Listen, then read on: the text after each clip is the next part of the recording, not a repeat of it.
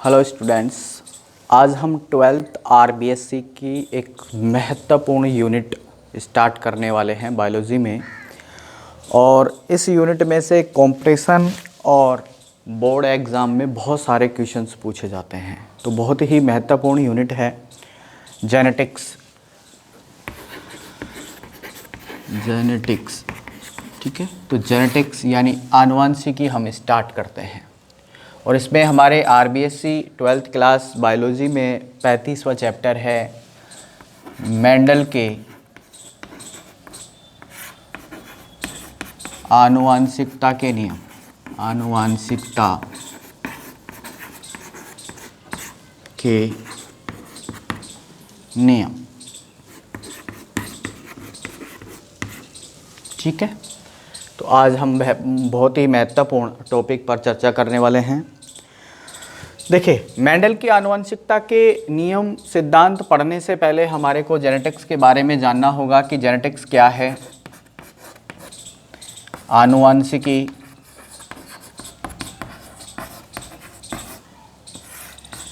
यानी जेनेटिक्स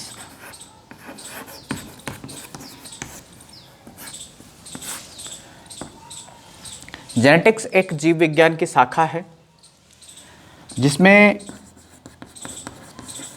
आनुवंशिकता एवं विभिन्नताओं का अध्ययन किया जाता है।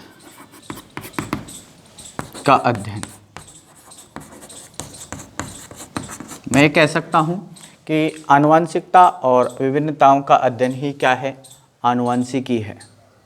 ठीक है, एक विज्ञान की बहुत महत्वपूर्ण शाखा है जिसके अंदर आनुवंशिकता और विभिन्नताओं का अध्ययन किया जाता है। किस प्रकार से माता पिता और संततियों में लक्षणों के अंदर भिन्नता आती है और किस प्रकार से आनुवंशिक लक्षण एक पीढ़ी से दूसरी पीढ़ी में संचरित होते हैं, इन सब का जवाब है वो हमारे को जेनेटिक्स देती है, आनुवंशिकी देती है।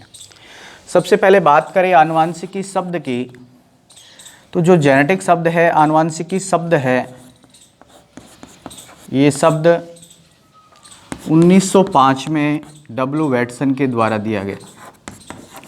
वैटसन, ठीक है, 1905 में डब्ल्यू वैटसन के द्वारा जेनेटिक शब्द सबसे पहले दिया गया। और इसके जो खोजकर्ता हैं, जनक हैं, जेनेटिक्स के जनक हैं, वो हैं Gregor John Mendel. Gregor John Mendel, ठीक है। इसके बारे में विस्तृत हम चर्चा करेंगे इस यूनिट के अंदर।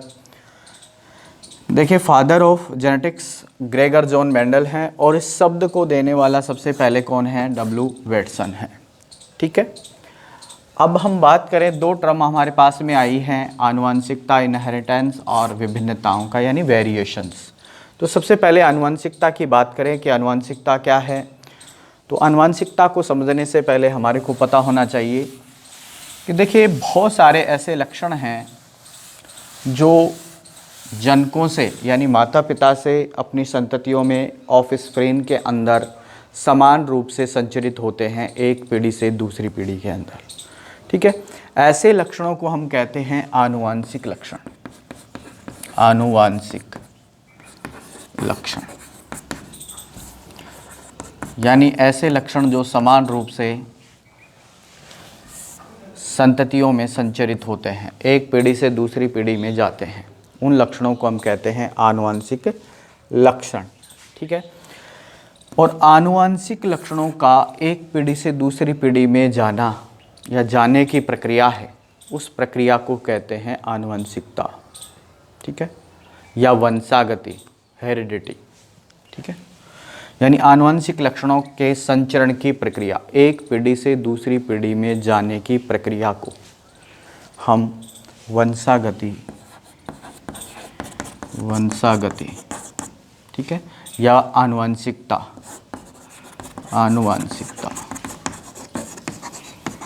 या हेरिडिटी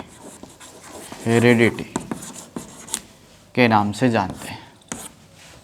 राइट, देखिए, वंशागति जो शब्द है या हेरिडिटी शब्द है 1863 में दिया गया था सबसे पहले स्पेंसर के द्वारा। स्पेंसर के द्वारा हेरिडिटी शब्द का प्रयोग किया गया।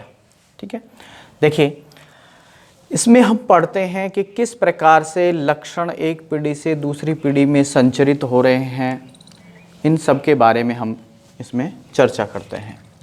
दूसरी टर्म हमारे पास में आई थी वेरिएशन, विभिन्नता की विभिन्नता क्या होती है।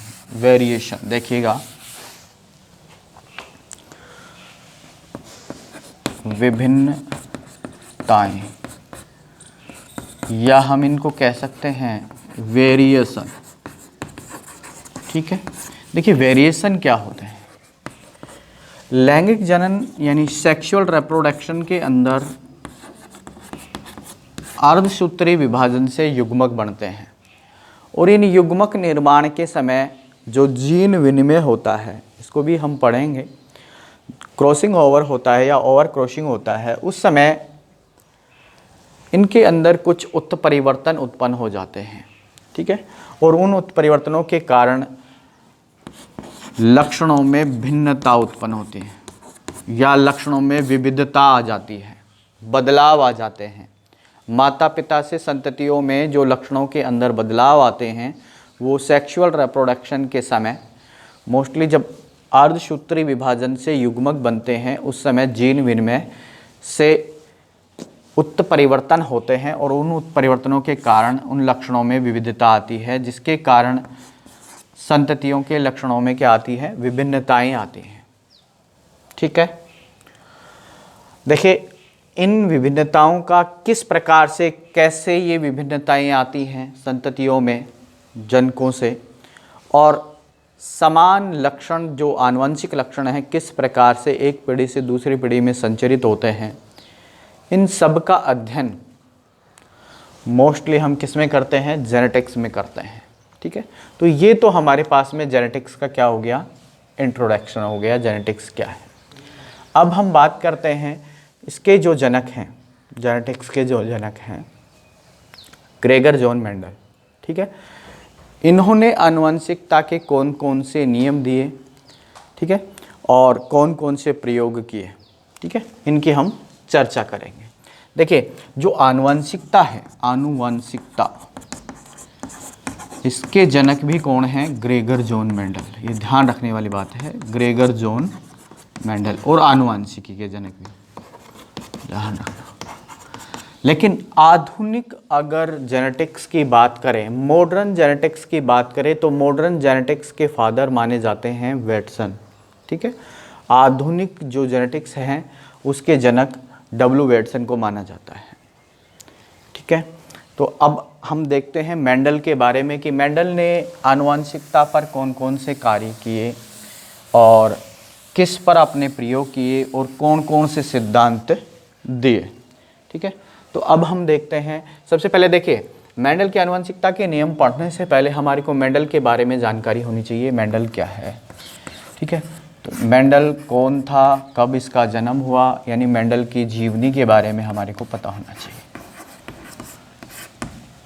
देखिए मेंडल की जीवनी वैसे एग्ज़ाम के लिहाज से इतना इम्पोर्टेंट नहीं है, लेकिन फिर भी कंपटीशन में बहुत बार पूछ लिया जाता है। मेंडल 22 जुलाई 1822 को ऑस्ट्रिया के अंदर जो है जन्मे। इनकी प्रारंभिक शिक्षा है वो वहीं पर जो है कंप्लीट हुई। उसके बाद में 1842 में इन्होंने दर्शन शास्त्र की डिग्री प्राप्त की। दर्शन शास्त्र की डिग्री प्राप्त करने के बाद में 1851 में इन्होंने 3 वर्षीय डिग्री मैथमेटिक्स के अंदर और प्राकृतिक जो विज्ञान है उसके अंदर डिग्री प्राप्त की, वियना के अंदर एक विश्वविद्यालय में प्राप्त की। उसके बाद में ये 1854 में ब्रून शहर के अंदर ही एक चर्च में पादरी के पद पर आसीन हुए और वहीं पर इन्होंने 1856-57 से लेकर 1863-64 तक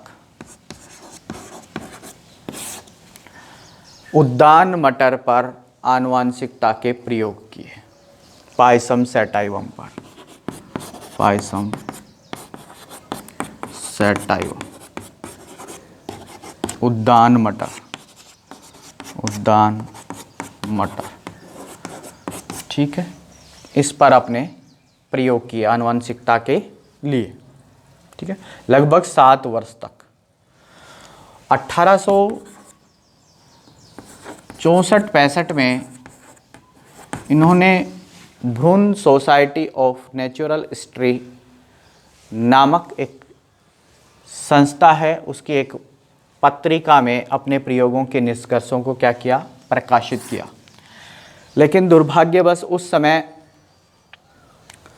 एक दूसरा साइंटिस्ट जो प्रसिद्ध वैज्ञानिक है चार्ल्स डार्विन, वो जैव विकास पर अपना कार्य कर रहा था, इसलिए इसके प्रयोगों और निष्कर्षों की ओर ज़्यादा ध्यान नहीं दिया गया।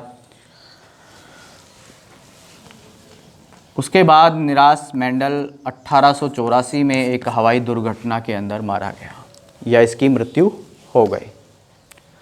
तत्पश्चात सन 1900 के अंदर 3 अलग अलग देशों के साइंटिस्ट जो आनुवंशिकता पर कार्य कर रहे थे, उनके द्वारा दिए गए जो प्रयोग थे, जब उनको देखा गया तो उन प्रयोगों के जो परिणाम थे मेंडल के द्वारा जो 1864 के अंदर दिए गए थे, यानी कि लगभग 35 वर्ष पहले जिनके निष्कर्ष मिल चुके थे उनके समान थे। अतः उस समय मेंडल के जो प्रयोग थे, सिद्धांत थे, उनकी पुनर्खोज हुई। तो मेंडलवाद जो है उसकी पुनर्खोज सन 1900 में हुई और 3 अलग अलग वैज्ञानिकों के माध्यम से हुई, ठीक है, जिसके अंदर मेंडलवाद के पुनर्खोजकर्ता की बात करें, मेंडलवाद के पुनर्खोजकर्ता की बात करें तो उनमें 3 वैज्ञानिक थे, होंग्यो डिब्रीज,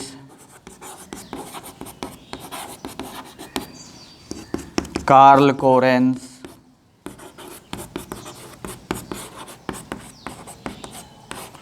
और वॉन शेरमार्क। देखिए ये हॉलैंड के थे, ये हमारे पास में कार्ल कोरेंस जर्मनी के थे और शेरमार्क हैं, ये हमारे पास में ऑस्ट्रिया के थे। बहुत बार यहाँ से क्वेश्चन आ जाता है कि मेंडलवाद की पुनर्खोज कब हुई, सन 1900 में, और पुनर्खोजकर्ता कौन है, Hugo de Vries from Holland, Carl Correns from Germany और शेरमार्क फ्रॉम ऑस्ट्रिया, ठीक है, क्योंकि इनके परिणाम थे, आनुवंशिकता के परिणाम जो निकले, आनुवंशिकता पर किए गए प्रयोगों के जो परिणाम निकले वो मेंडल के परिणामों के समान थे।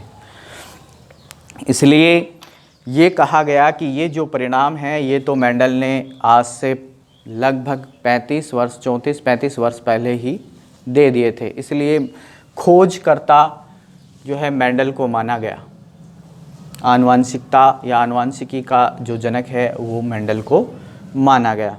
इस प्रकार से 1902 में मरणोपरांत ग्रेगर जॉन मेंडल को नोबेल पुरस्कार से सम्मानित किया गया। देखिए मेंडल को एक उपाधि मिली ग्रेगर की, ये ग्रेगर की उपाधि उन्होंने चर्च के अंदर जो पादरी के पद पर आसीन हुआ वहाँ पर इसको एक उपाधि दी गई ग्रेगर की, ठीक है। तो इस प्रकार से मेंडल की ये हमारे पास में जीवनी है। अब इसके जो कार्य हैं, मेंडल के द्वारा आनुवंशिकता पर कार्य जो किए गए हैं वो हम नेक्स्ट वीडियो के अंदर चर्चा करेंगे। धन्यवाद।